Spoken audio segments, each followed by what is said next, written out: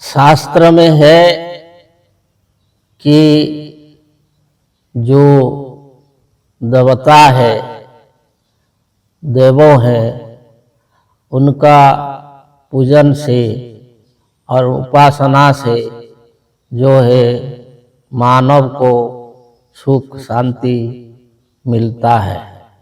तो शास्त्र ने बताया कि मातृदेव भव, पितृदेव भव, आचार्य देव भव और अतिथि देव भव।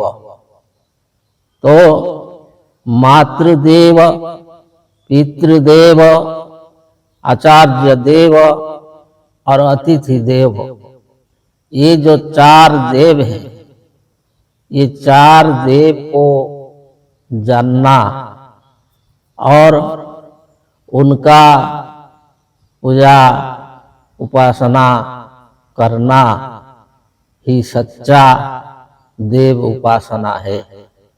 मातृदेव भव का मतलब है कि जो हमारी माँ है, जिसने हमको जन्म दिया है, जिसने हमको लालन पालन किया है, जिसने हमको बढ़ाया है, जिसका जो है खीर पान करके हम बढ़े हैं, जीवन धारण किए हैं, जो हमारे सेवा किया है, तो वही जो माँ है।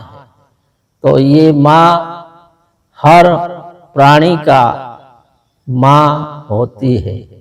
शास्त्र में जो कहा गया है, या देवी सर्वभूतेषु मातृरूपेण संस्थिता नमस्तस्यै नमस्तस्यै नमस्तस्यै नमो नमः।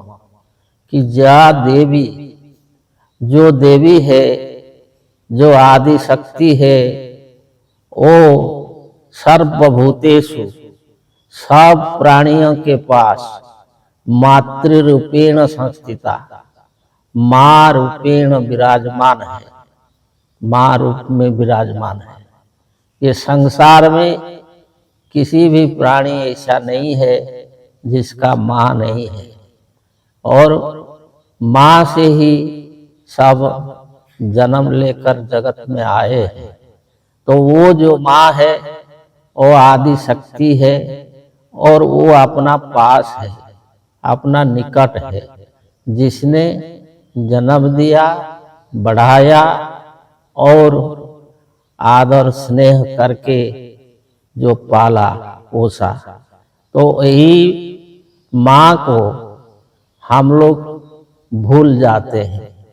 आज संसार में देखा जाता है कि लोग अपनी माँ को जो मानते नहीं और अपनी माँ को अपना पास में रखते नहीं और माँ को आदर सेवा जत्न करते नहीं। तो यही है अज्ञान। और माँ खोजते हैं बाहर। जब बाहर माँ खोजने के लिए जाते हैं तो वो कुछ भोग लेकर के जाते हैं, नारियल लेते हैं, केला लेते हैं, लड्डू लेते हैं, तरह तरह के जो चीज ले करके जाते हैं।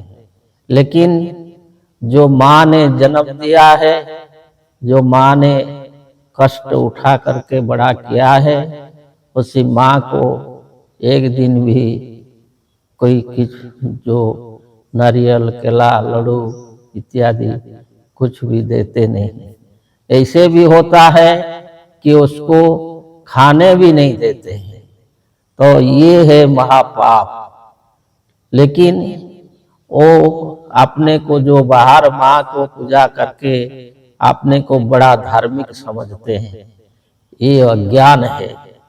इसी अज्ञान के कारण जो माँ के मन में जो दुख होता है, जो अशांति होती है, तो इसी के कारण मानव को रोग, दुख और क्लेश उठाना पड़ता है।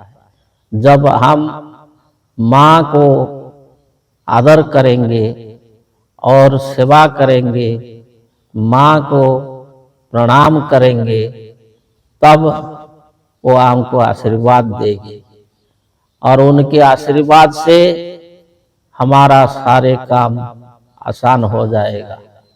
जब दुर्योधन ने युद्ध क्षेत्र में जाने से पहले आकर के माता गांधारी को कहा कि माँ हमको आशीर्वाद दे दो और आपके आशीर्वाद से हम जो है सारे युद्ध को जीत जाएंगे, हमारा कोई कुछ नहीं बिगाड़ सकेगा। परंतु गांधारी ने कहा कि देख बेटा, तुम इस बात को समझने के लिए बहुत देर कर दिया। अगर बहुत पहले इस बात को समझ जाते तो आज ये परिस्थिति नहीं होती। आज हम तुमको अकेला ऐसा आशीर्वाद नहीं दे सकते। आज हम वही बोल सकते हैं कि जो सत्य है, जो धर्म है, उसका ही विजय होगा। तो ऐसे जो मातृशक्ति है उसको जानना और अपने जो माँ अपने निकट है उसको जानना, उसका पूजन, उसका सेवा, वही जो है उसका उपासना होती है। तो हम लोग माँ को जितने आदर, सेवा, जत्न करेंगे तो हम सुख शांति को प्राप्त करेंगे। जय जय।